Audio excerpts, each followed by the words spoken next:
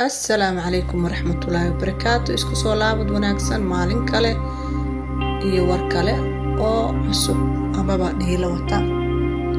Haddaba barnaamijkeena maanta waxa uu ku saabsan yahay meydka gabar Soomaali ah oo laga helay gobolka Zeeland meel biyo ku yaala iyo qaabka waxa uu dhaceen iyo halka uu maray baaritaanka ay booliska wadaan. balse inta aan u guda galin waxaan ka codsanaynaa in aad subscribe-ka noogu deeqdo haddii aad hore noola joogtana fadlan sii share garay barnaamijkan warkan isla markaana la wadaag asxaabtaada kale. haddaba aan u guda galnay maalintii Jimcaha ee la soo dhaafay saacadu markay ahayd 3 saac ama 9 subaxnimo waxaa gobolka Zeeland meel biyo ah laga helay meydka gabar Soomaali ah oo haysata dhalashada dalkan Netherlands. gabadhaas oo lagu magacaabo Sabriin Yuusuf oo 25 jir ahayd. haddaba booliska dalka Netherlands oo ayagu bilaabay baaritaano ku saabsan sida waxay u dhaceen ayaa shaaca ka qaaday in gabadhani loo geystay dil. hase yeeshee isla waqti aan aad u fogeynba waxa ay booliska gacanta ku soo dhigeen nin 42 jir ah oo gabadha isku meel ay ku wada noolaayeen.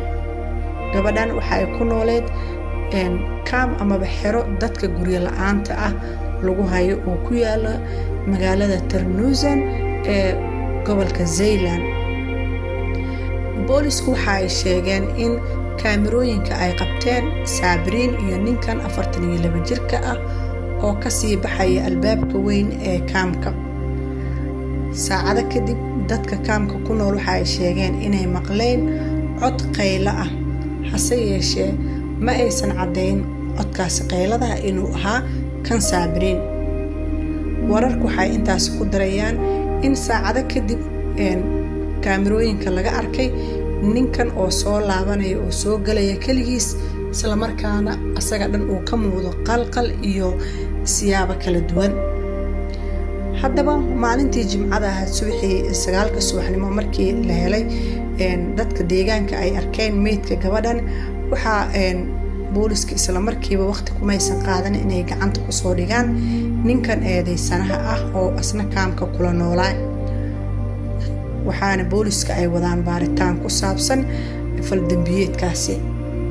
hase yeeshee warar hordhac oo la helaya waxa ay sheegeen in gabadhan iyo ninka ay ahaayeen dad is yaqaano maadaama kaamka ay ku wada noolaayeen ma caddo in xiriir uu ka dhaxeeyay in kale.